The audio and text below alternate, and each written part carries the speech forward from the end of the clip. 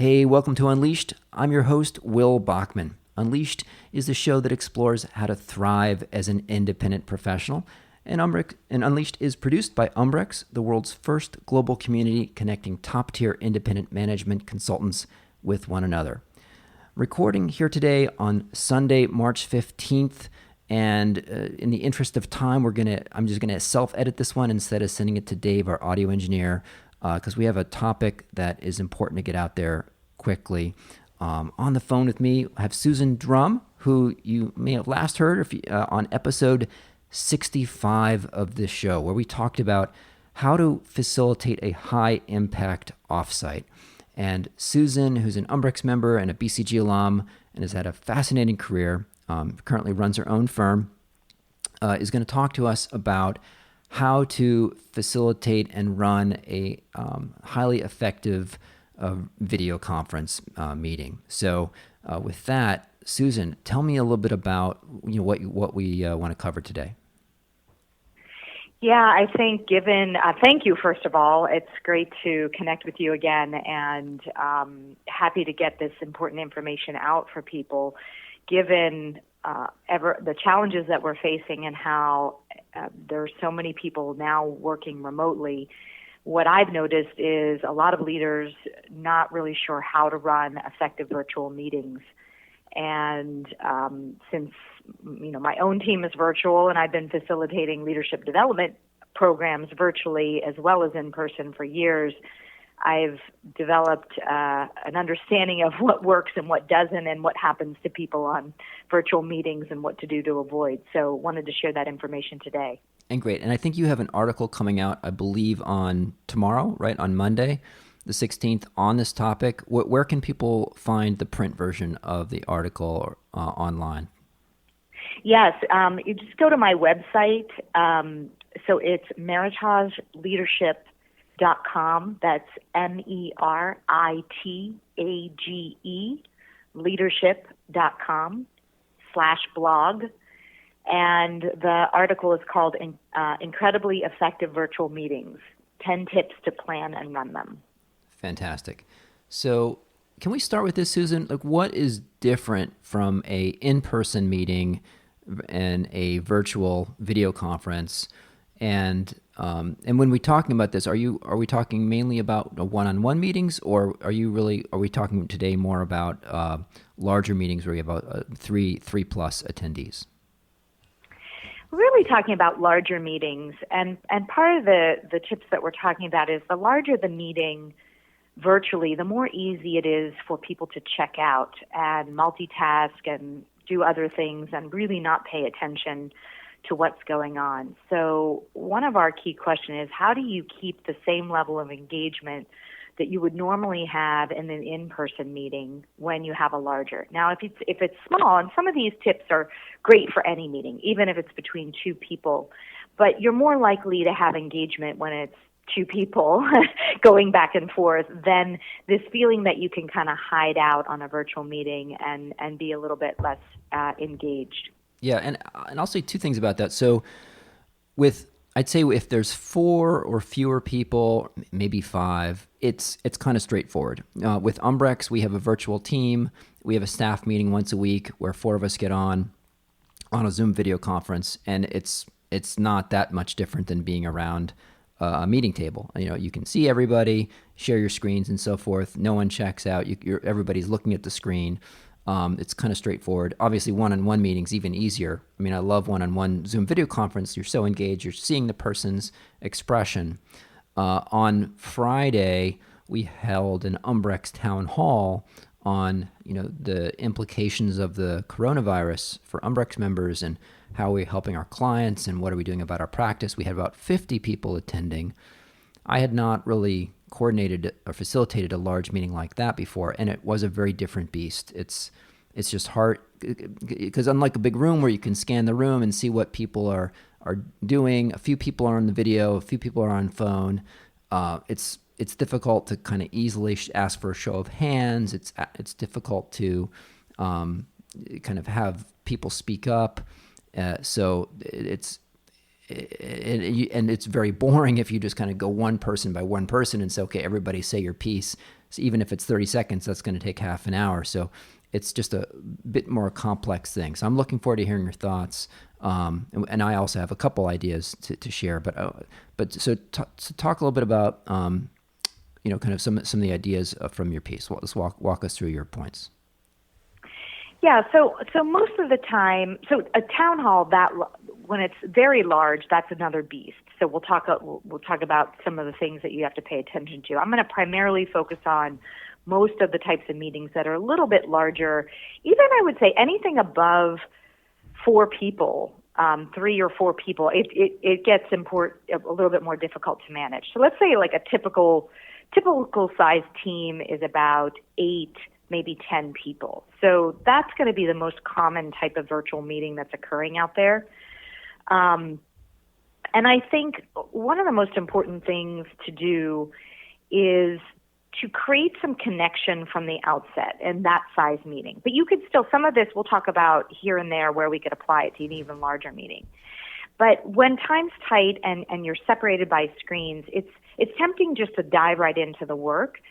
But the reality is people are feeling anxiety and they're having an emotional response to current events. So my view is to ignore that is to kind of ignore the elephant in the room, and giving people some space to share their current state of mind will create some connection and also just demonstrates you're a leader that has heart, you care about people, and there's a very quick and easy, effective way to do that, which you could start instituting a little bit this phrase called give me the weather report, which is hear from each person a 1-minute update on how they're doing and how they're feeling right now.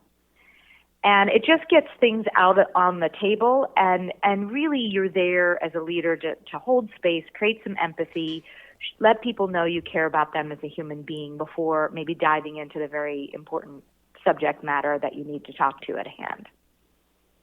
Okay, helpful. So, like, what words would you say? Literally, I mean, help me, who's sort of a maybe not the most emotionally high IQ. Would you say, hey, let's just go around and everybody take a minute? Like, how are you coping, or how are you dealing? What would you say, and how much time would you give people? Because you also don't want to spend the first half hour, kind of doing that. Yeah, you very much say, hey, given what's going on, let's take a minute to connect with one another on how things are going. So 1 minute from each person.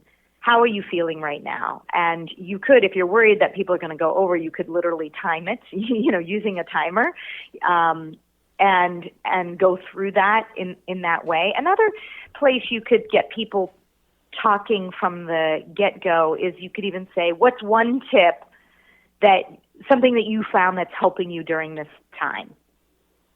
Someone might share meditation practice. Someone might share, I'm learning to cook again a lot more.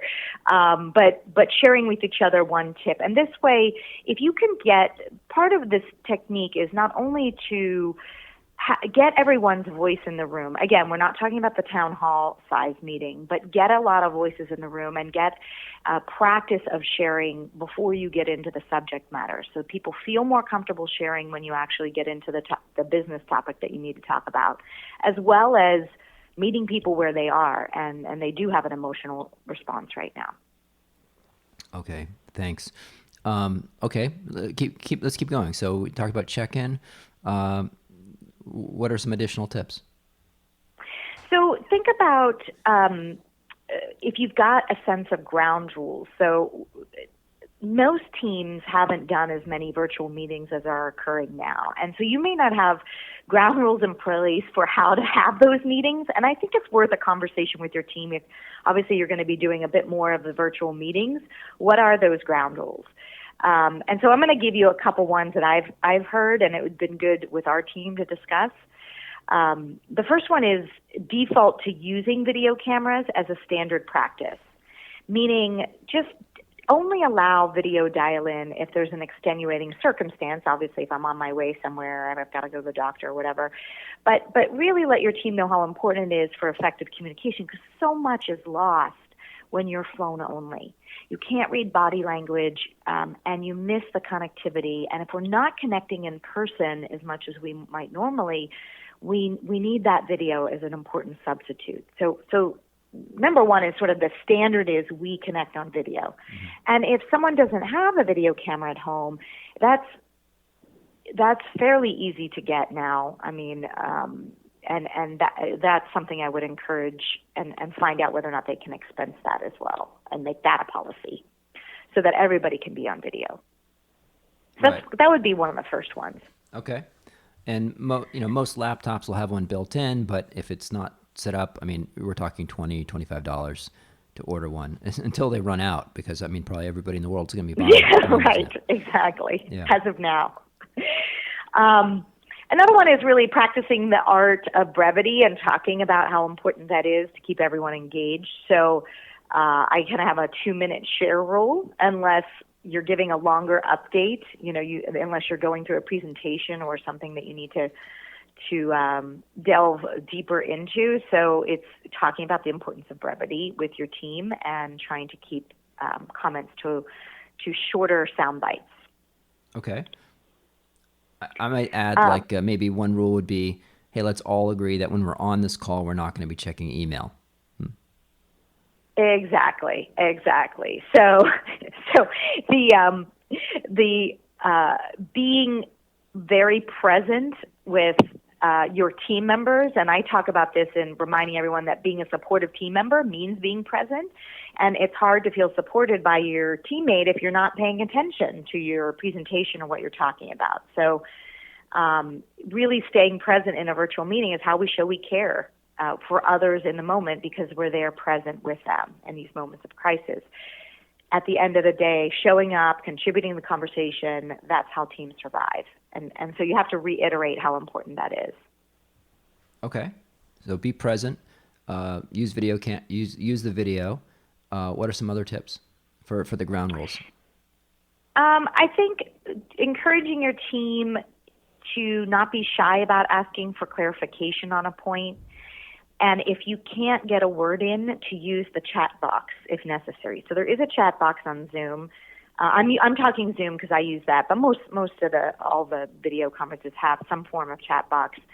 And I don't know if you've ever been on a meeting where two people are just sort of going at it back and forth, and you might feel like it's hard to interject or hard to get in. And when we're in person, you can see the person's body language a little bit more easily to know that someone else wants to speak. So as a substitute to that, use the chat box, and as the facilitator of the meeting just needs to keep their eye on noticing when that's coming in and addressing that and making sure that people feel more engaged and it doesn't just hole off between a conversation with two people. And if it does, perhaps, is it worth taking that conversation offline? Yeah. The chat is actually one way that in some ways video conference is superior to real life. Because if you're sitting in a meeting in a staff meeting with 8 people and one person's talking, it'd be kind of rude to sit there and, text them a question or something, right? But it's really nice actually if one person's presenting, multiple people can be asking their questions or adding commentary. It's sort of socially acceptable. So the chat feature is a great way to effectively, rather than raise your hand, ask a question. It's put your question in the chat, and then the speaker can see those coming up and respond to them.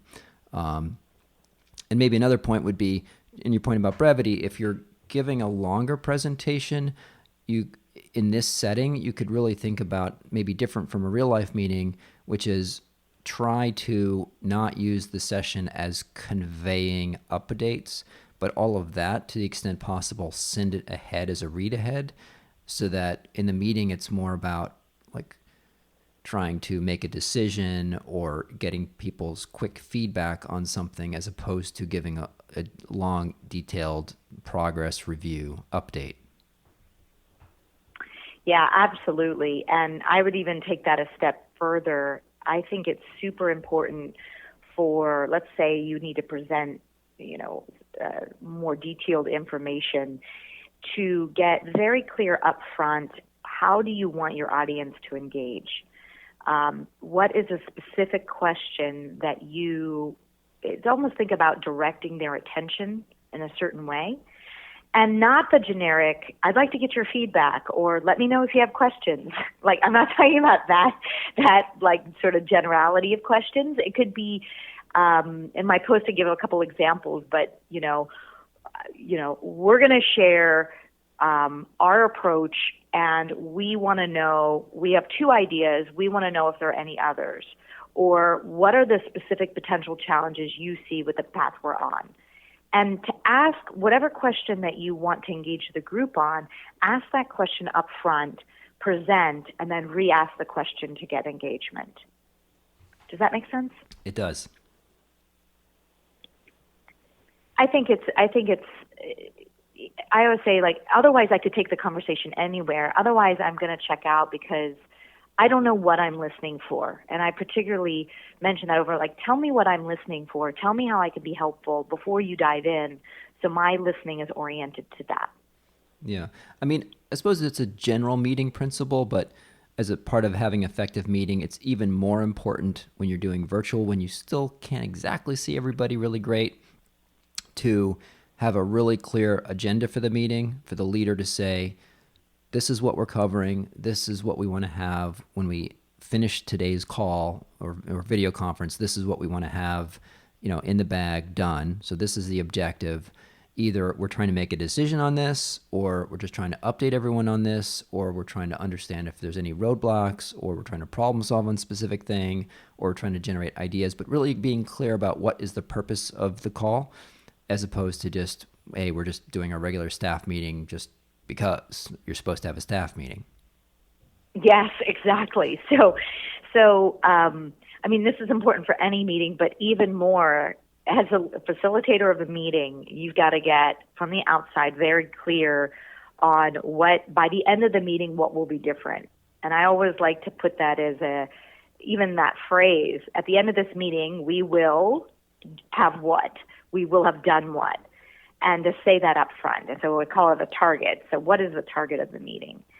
And even further than once you get that target out from the outset, you could check in at the end of the meeting and say, did we accomplish this target?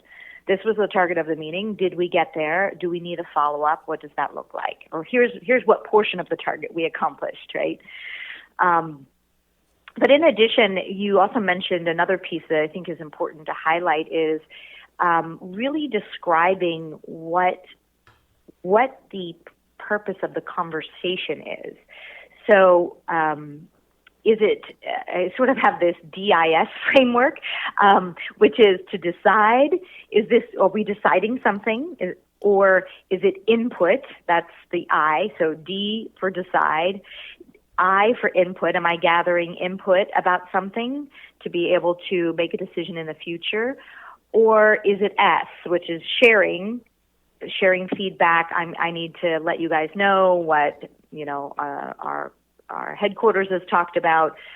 So if you orient me to this, like, that's the purpose of the conversation. Are we here to decide something? Are we here just to get your input and use that for recommendations? Are we here to inform you about and share feedback about what you need to know going forward? That can also really help me know how to participate in the meeting. Let's talk a couple other ideas. One was using some way to keep people engaged. One tool that I'm familiar with that I actually used on Friday, which worked great as a way of engaging multiple people on a call, is to do some quick polling. So Mentimeter, Mentimeter, Mentimeter.com is one solution. I'll include a link to that in the show notes, where you can very quickly put together a quick multiple choice poll or open-ended poll, where if you want to just get a quick pulse of the whole group, rather than saying, okay, everybody go around and put in the chat what your answer is, or everybody raise your hands or something, it's hard to see everybody. You give people, it takes about 2 minutes to set up one of these polls, and then you can show it on the screen. People go to their phone, they type in a code, and they fill in the answer on their phone, and then in real time you can see the results popping up on your screen. And if you're sharing your screen, everybody can see the results. So it's a nice way, if it's more than 4 people, if you start and get 8, 10, or 50, you can quickly see how the sense of the room. And I think you have another tool that you've used. Yeah, it's very similar, and that's super effective for the larger meetings too. And people feel that it's easier for them to give their input, and they stay engaged. Again, all of these are how do we keep people engaged in this particular format. The one I use is Pollev, Pollev, and it's very I think they're almost identical. There might be some very small feature differences, but it allows people real time to give their feedback. You see bar charts for, let's say if you have a multiple choice question, you can easily see bar charts for how people are, 10 people said, item number 1 and 4 people said item number 5.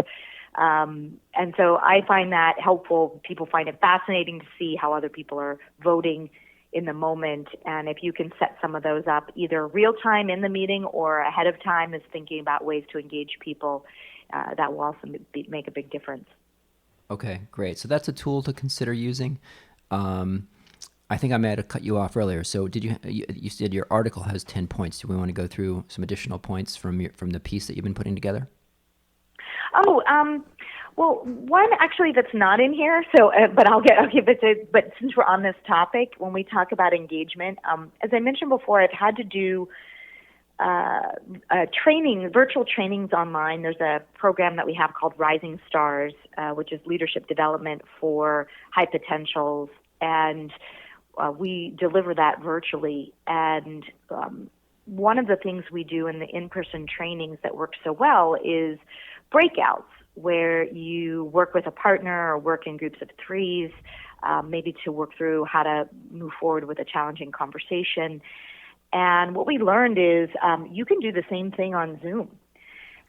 You can create virtual breakouts where either you randomly assign the breakouts, or you can, ahead of the meeting, decide who's going to talk to who. And they literally go away from the main meeting into their own private chat room. They have all the same functionality where people can share their screen and have their discussion. And then you, as the meeting facilitator, can bring everyone back to the room. After, let's say, 15 minutes or whatever amount of breakout that you're gonna have, you can bring them back for a discussion, which is a pretty cool feature to have. And if you want to find out more about how to use that feature, just go to the search support and type in breakout rooms, and they have a little video tutorial there about how to use them. Yeah, I did not know how to do that, and that sounds really useful, particularly if you're facilitating a larger discussion or more of a town hall, sort of 20 plus people, where 8 or 9 you might still be able to manage, but wow, if you get to a larger group, that's fantastic. I'm going to have to look that up how to do that. Are there any other features of Zoom that you think maybe not everybody is super familiar with? Obviously, sharing screens is a core piece of it, and I believe anybody can share their screen, so you can which is very handy. It doesn't have to be just the owner of the call. Any other tips that you find that people might not be familiar with Zoom? It's like advanced features. This is a very minor point, but I noticed that people can feel subconscious seeing themselves on video and seeing themselves talking on video. So it's a very simple thing that I started practicing, which is to hide yourself so that you don't see your self-image. Oh, I didn't know you could do that. You can do that, and then you're less self-conscious. You're just talking. It just feels like a little bit more like a regular meeting that way. That makes me wonder. I am waiting for someone to invent a screen where it has a little video camera right in the center of the screen, because I always find myself like I should be looking at the video camera so people think that I'm looking at them, but then someone's talking, you want to look at their face, but then it looks like you're looking away from them.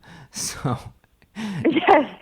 If it would be so awesome if you could, whoever is speaking would be in the center of your screen, and then there was a little tiny video camera right in the center of that you would look like you were looking them in the eye. So please invent that, somebody. I know. But that's a neat trick about hiding yourself, so at least you don't watch yourself talk. Which can be distracting. I do think people get distracted by that, and and they lose their train of thought. And so, because they're, generally we can be judgmental of ourselves. You can be, oh my God, look how I'm looking on screen. Like this is why a lot of people don't like to be on camera. And here they are on camera, right? So just take that out of the equation, and you'll show up much more naturally if you can hide the self view. Okay. Any other tips for leaders who are planning a video conference? If it's, I always remember the Socratic method and how effective it was in keeping people engaged. I did go to Harvard Law, so back then it was the how things were done. The professors would call on you, and you never knew when you were going to be called out. And so it's just a very simple thing, like, so what are your thoughts on that, Paul? Or, what do your numbers show, Kevin? But knowing that if this is for the leader, that you might be called on will increase level of engagement and not have people check out as much. Great. No, so it is an effective tool. Yeah, so people know they're going to be called. A couple others occurred to me. So one is, and I did an episode on this, I'll include a link in the show notes. I forget the episode number, but having someone designated to send out a recap email helps a meeting be more effective, where it doesn't have to be meeting minutes. So we're not talking about a verbatim description of everything that happened, but if someone is designated up front, hey, you're going to send out the recap email, and that is short, it should say, here are any decisions that were made, and then just list out those decisions. Here are action items that were assigned. So here's who's responsible. Here's the action when it's due by. Those are the main things, right? So here's the decisions that were made, and here's the actions that were assigned when they're due. That's probably useful for any meeting that you go to, particularly an online meeting, even more so if someone's designated to do that. And it's easy if, maybe the leader's going to send it out, but maybe the leader designates someone else to own that. And then it certainly makes that person pay more attention and get that out right after the meeting. Otherwise, you could have a great discussion and then you kind of forget about who's assigned what, and nothing happens. Yeah, absolutely. Yeah, that's great. Also, one of the features that makes the virtual meeting potentially more effective is that you can record the meeting. So for those who have to be absent for one reason or another, they can, not only get the written recaps, but they can actually rewatch the meeting themselves so that they could get caught up. Yes, that is a feature. I suppose it'd have to be like a really powerful and important meeting to kind of make it worthwhile to watch the whole thing. It's sort of an option if you're doing maybe a training session where you really want people to participate and see the whole thing. Another feature that is the leader can do a mute all, so you can mute everybody. There's often some dogs or children or cars in the background, and rather than just asking people, please mute, which could be one of the ground rules, just if you're going to be on the call, go on mute until it's your time to talk. Leader can mute all. And let's see, any other things that we should mention? Any other tips that you have? I guess one other thing that I think is important is when we talk, again, we go back to I do think it's worth having a conversation about, if we're going to be doing more virtual meetings, what are some other ground rules that we want to set as a team, and actually have that conversation as a team. And we've already talked about some topics that you could bring up, default to using video camera, practicing the art of brevity and what that looks like, muting yourself when not speaking to others, use the chat box if necessary, and that we will use that. Another thing is, as a team, how will you handle tangents or derailers? Someone going off on a tangent and spending a long time. How do we handle that? And example, like one team I worked with had a code gesture of holding up two fingers like a bunny rabbit ears, which meant I'm just checking in. Is on topic for our current meeting, or are we going down a rabbit hole? And so they would laugh about it. I mean, obviously, you've got to have a team who wouldn't take offense to that type of thing, and could be like, oh, that's actually important, and we want to be able to encourage that. But being able to use hand gestures or symbols is an easy way to interject again in the setting of a virtual meeting to say, hey, is this on topic, or should we bring that to another conversation? So that's something you could talk about with your team. Yeah, or and maybe having a discussion about making it an acceptable norm, which would be really awkward in real life, but just for everybody's benefit, maybe the leader says, look, this might sound rude in real life, but what I'm going to do is I find that you're kind of going on and talking about something that's like maybe just should be taken offline or just as a one-on-one kind of thing, I'm going to mute you. And I'll say, hey, I'm sorry, I just muted you. Let's talk about that one offline. You can get with so-and-so to talk about that, or you and I could talk about that piece, but let's just move on right now. And it's just kind of take the person's mic away almost. And if that's kind of an accepted community norm, then it wouldn't feel so awkward if you have pre-established it. Yeah, I think you have to definitely pre-establish that. Because in real life, you can, I'm sorry, but like in real life, you can, more make physical movements. You can kind of stand up. You can start waving at the person. Exactly. You can kind of say, yeah, we got it. But it's harder to do that in a video thing. So you can say, look, in real life, I would start nodding my head at you, but since I can't do that, I'm just going to cut you off. So. Right. And so that, ultimately you can just take the mic away, which you can't do it in a person meeting. So you got to look at some of the benefits here. I guess I would say, just one last piece that I want to make sure gets clear is how important it is to know that your presence matters. And during stressful times, connecting more often than you might otherwise is critically important. So I know some leaders that are doubling or tripling the amount of contact that they're having with their teams or with clients, or finding ways to send notes, checking in on you. Here's an article I thought you might, and people remember that. So, for us as having our own consulting firms, I think it's also important as we think about our clients, how can we stay more engaged with them during this time, just to let them know that we're thinking about them, they're top of mind, and encouraging them to connect with their teams on a more regular basis than they might otherwise do. Susan, those are such good points, and I think you're right. It's so important in this crazy pandemic that none of us have ever experienced anything like this before, to be showing how much we care, be checking in with folks. Remind us again, let's just say one more time, where can people go to find out more about your work and about your writing? Yes. So my company is Meritage Leadership. We do leadership development for senior teams and high potentials, and senior team alignment work as well.